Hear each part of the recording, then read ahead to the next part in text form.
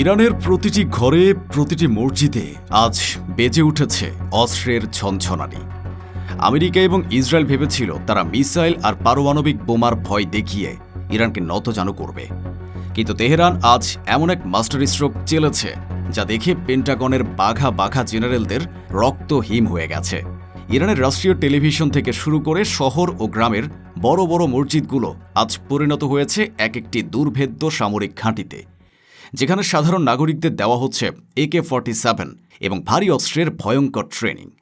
ইরানের এই ৮ কোটি জ্যান্ত বোমার প্রস্তুতি দেখেও দুর্দণ্ড প্রতাপশালী ডোনাল্ড ট্রাম্প আজ এতটাই আতঙ্কিত যে তিনি যুদ্ধ তো দূরের কথা, উল্টো এখন লেজ গুটিয়ে খুব দ্রুত শান্তি সমঝোতা করার গান গাইছেন।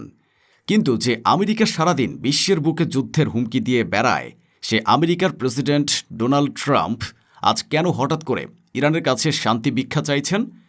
মানুষকে প্রকাশ্যে AK-47 ট্রেনিং দিতে ইরান কেন মসজিদগুলোকে বেছে নিল? এর আসল নেপথ্য কী?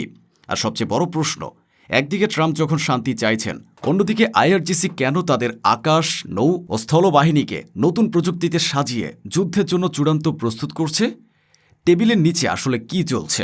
এইসব রোমহর্ষক সত্য এবং জালিমদের মনস্তাত্ত্বিক পতনের নিখুঁত দৃশ্যপট জানতে ভিডিওটিতে একটি লাইক দিয়ে শেষ পর্যন্ত আমাদের সাথেই থাকুন। এই শ্বাসরুদ্ধকর মনস্তাত্ত্বিক ভূরাজনৈতিক যুদ্ধের শুরুটা হয়েছে খোদ ইরানের রাস্তাঘাট এবং পবিত্র মসজিদগুলোর প্রাঙ্গণ থেকে।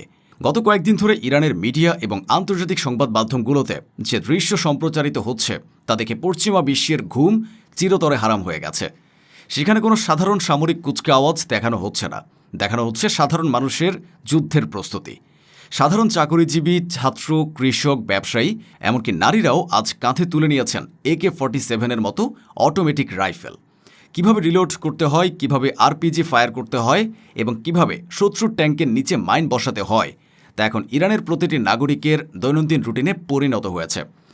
এখন প্রথম প্রশ্ন হলো যে আমেরিকা সারাদিন বিশ্বের বুকে যুদ্ধের হুমকি দিয়ে বেড়ায়, সে আমেরিকার প্রেসিডেন্ট ডোনাল্ড ট্রাম্প আজ কেন হঠাৎ করে ইরানের কাছে শান্তি ভিক্ষা চাইছেন? এর উত্তর লুকিয়ে আছে পেন্টাগনের তৈরি করা এক অতি গোপন থ্রেট অ্যাসেসমেন্ট বা ঝুঁকি মূল্যায়নের রিপোর্টের ভেতর। আমেরিকা এবং ইসরায়েল সবসময় যুদ্ধ করে আকাশ থেকে, তারা ফাইটার জেট বা মিসাইল দিয়ে বিল্ডিং ধ্বংস করতে ওস্তাদ। কিন্তু কোনো দেশকে দখল করতে হলে, কোনো দেশের সরকার পতন ঘটাতে হলে আকাশ থেকে যুদ্ধে জেতা যায় না, মাটিতে সেনা নামাতে হয়, যাকে সামরিক ভাষায় বলা হয় boots on the ground. Pentagon ট্রাম্পকে খুব ভালোভাবে বুঝিয়ে দিয়েছে যে ইরানের মাটিতে মার্কিন সেনা নামানোর অর্থ হল জ্যান্ত কবরে ঝাঁপ দেওয়া, কারণ সেখানে কোনো নির্দিষ্ট রেগুলার আর্মি বা সেনাবাহিনীর বিরুদ্ধে তাদের লড়তে হবে না, তাদের লড়তে হবে ইরানের ৮ কোটি সশস্ত্র জনতার বিরুদ্ধে। ট্রাম্প প্রশাসন বুঝতে পেরেছে যে 60-এর দশকে ভিয়েতনামে তারা যে চরম লজ্জাজনক পরাজয়ের স্বাদ পেয়েছিল, ইরানের তার চেয়েও শতগুণ বেশি ভয়াবহ পরিস্থিতি তৈরি হবে। প্রতিটি বাড়ির ছাদ, প্রতিটি জানালা, প্রতিটি গলি হয়ে উঠবে মার্কিন সেনাদের জন্য এক একটি মৃত্যু ফাঁদ। ট্রাম্প জানেন আমেরিকার অর্থনীতি এখন খাদের কিনারায়। এই অবস্থায় ইরানের ৮ কোটি কামিকাজের সাথে স্থলযুদ্ধে জড়ালে আমেরিকার বৈশ্বিক আধিপত্য চিরতরে মাটিতে লুটিয়ে পড়বে। আর ঠিক এই মৃত্যু ভয় এবং মনস্তাত্ত্বিক চাপ থেকেই ট্রাম্প এখন লেজ গুটিয়ে খুব দ্রুত শান্তি সমঝোতার প্রস্তাব নিয়ে ইরানের দুয়ারে ঘুরছেন। এবার আসা যাক সেই সবচেয়ে রহস্যময় এবং তীক্ষ্ণ প্রশ্নে। মানুষকে প্রকাশ্যে AK-47 ট্রেনিং দিতে ইরান কেন মসজিদগুলোকে বেছে নিল? এর আসল নেপথ্য কী? পশ্চিমা মিডিয়াগুলো একে বলছে মিলিটারাইজেশন অফ রিলিজিয়ন বা ধর্মের সমীকরণ, কিন্তু সামরিক এবং ভূরাজনৈতিক বিশ্লেষকরা বলছেন এটি হলো ইরানের ইতিহাসের সবচেয়ে ভয়ঙ্কর এবং সবচেয়ে নিখুঁত সাইকোলজিক্যাল ওয়ারফেয়ার বা মনস্তাত্ত্বিক যুদ্ধ। ইরান খুব ভালো করেই জানে যে মসজিদ শুধু ইবাদতেরই জায়গা নয়, এটি হলো মুসলিম উম্মার একতা, আত্মিক শক্তি এবং ইমানের সবচেয়ে বড় কেন্দ্র। যখন একটি সামরিক ক্যাম্প থেকে কাউকে ট্রেনিং দেওয়া হয়, তখন সে লড়াই করে দেশের জন্য বা বেতনের জন্য। কিন্তু যখন মসজিদ থেকে কোনো সাধারণ মানুষকে AK-47 ট্রেনিং দেওয়া হয়, তখন সেই লড়াই আর সাধারণ যুদ্ধ থাকে না, সেটি পরিণত হয় পবিত্র প্রতিরক্ষা বা ইমানি শক্তিতে। তেহরান মসজিদগুলোকে ট্রেনিং ক্যাম্প হিসেবে বেছে নিয়ে আমেরিকা এবং অবৈধ ইসরায়েলকে একটি অত্যন্ত শীতল এবং ভয়ঙ্কর বার্তা দিচ্ছে। তারা বুঝিয়ে দিচ্ছে, তোমরা যদি আমাদের মাটিতে পা রাখো, তবে তোমরা শুধু একটি দেশের ভৌগোলিক সীমানায় আঘাত করবে না, তোমরা আঘাত করবে আমাদের পবিত্রতার উপর। আর তখন আমাদের এই ৮ কোটি জনতা কোনো রাজনৈতিক দলের কর্মী হিসেবে নয়, বরং ইমানি শক্তিতে বলিয়ান হয়ে তোমাদের উপর ঝাঁপিয়ে পড়বে। মৃত্যুর ভয়কে জয় করা একদল মানুষের সামনে আমেরিকার বিলিয়ন ডলারের প্রযুক্তি স্রেফ কাগুজে বাঘ। তেহরান আজ মসজিদগুলো থেকে এই বার্তাই পেন্টাগনের কানে পৌঁছে দিচ্ছে। এই মনস্তাত্ত্বিক ভয়টাই আজ মোসাদ এবং সিআইএর মেরুদণ্ড ভেঙে দিয়েছে। কিন্তু এই নাটকের সবচেয়ে বড় এবং চূড়ান্ত প্রশ্নটি হল, টেবিলের নিচে আসলে কি চলছে? একদিকে ট্রাম্প যখন সীমিত সময়ের যুদ্ধবিরতি এবং শান্তির কথা বলছেন, অন্যদিকে ইরানের রেভলিউশনারি গার্ড বা আইআরজিসি কেন তাদের আকাশ, নৌ ও স্থল বাহিনীকে নতুন প্রযুক্তিতে সাজিয়ে যুদ্ধের জন্য চূড়ান্ত প্রস্তুত করছে? এর উত্তর হল, ইরান আমেরিকার এ শান্তির মরীচিকা খুব ভালো করে ছেড়ে। তেহরান জানে ট্রাম্পের এ শান্তির প্রস্তাব আসলে কোনো দীর্ঘস্থায়ী সমাধান নয়। এটি হলো আমেরিকার সময় কেনার এক সুচতুর কৌশল। টেবিলের নিচে আমেরিকা চাইছে সাময়িক যুদ্ধবিরতি করে নিজেদের অর্থনীতিকে বাঁচিয়ে রাখা এবং ইসরায়েলকে পুনরায় সংগঠিত করার সুযোগ দেওয়া। কিন্তু ইরান এই ফাঁদে পা দিতে নারাজ। তেহরান স্পষ্ট শর্ত দিয়েছে, যদি শান্তি চাও তবে সমস্ত অবৈধ নিষেধাজ্ঞা সম্পূর্ণ প্রত্যাহার করতে হবে এবং আঞ্চলিক সংঘাত বন্ধের স্থায়ী গ্যারান্টি দিতে হবে।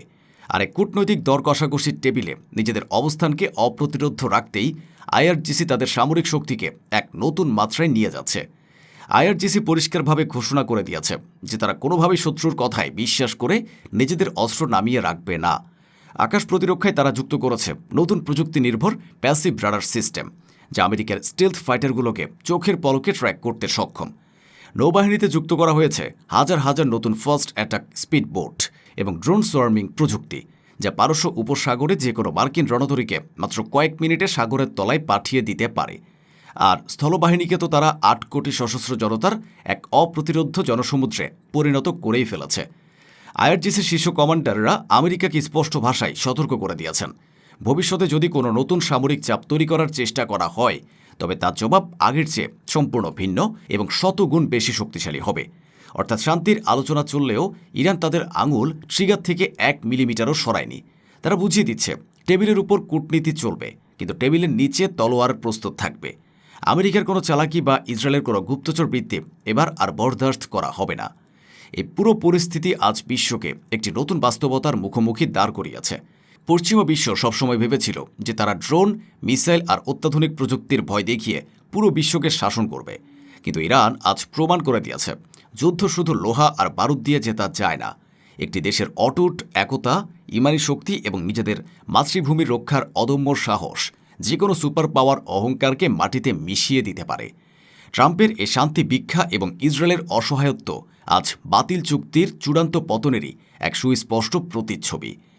এখন প্রশ্ন আপনাদের কাছে, ইরানের প্রতিটি মসজিদে এই ভয়ঙ্কর সামরিক প্রস্তুতি এবং আমেরিকার লেজ গুটিয়ে নেওয়ার এই শান্তি প্রস্তাব নিয়ে আপনারা কি ভাবছেন? ইরানের এই জনযুদ্ধ এবং আইআরজিসির নতুন সামরিক প্রস্তুতি কি সত্যিই আমেরিকা এবং ইসরায়েলকে চিরতরে স্তব্ধ করে দিয়েছে? কমেন্ট বক্সে আল্লাহু আকবার লিখে আপনার বিজয় উল্লাস এবং মূল্যবান মতামত শেয়ার করে এই ঐতিহাসিক পট পরিবর্তনের সঙ্গী হন।